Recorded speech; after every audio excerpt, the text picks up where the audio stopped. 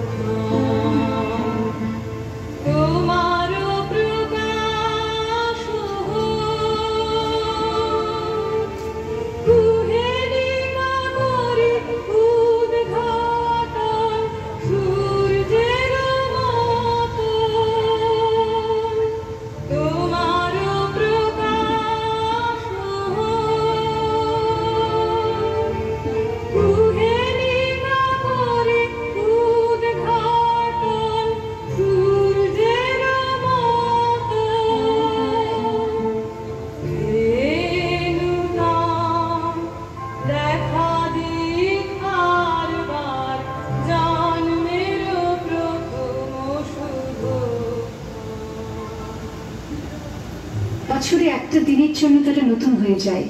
চারপাশে নীলে লালে সবুজে হলুদে রঙিন ফুলের আলপনা, মাঝখানে খয়েরি রঙের সুতোয় রোজ দুপুরের না ঘুমানো চোখে কাজের ক্লান্ত অবসরে বোনা হয়ে চলেছে সেই 4টে লাইন। উদয়ের পথে শুনি কার বাণী, ভয় নাই ওরে ভয় নাই, নিঃশেষে প্রাণ যে করিবে দান, ক্ষয় নাই তার ক্ষয়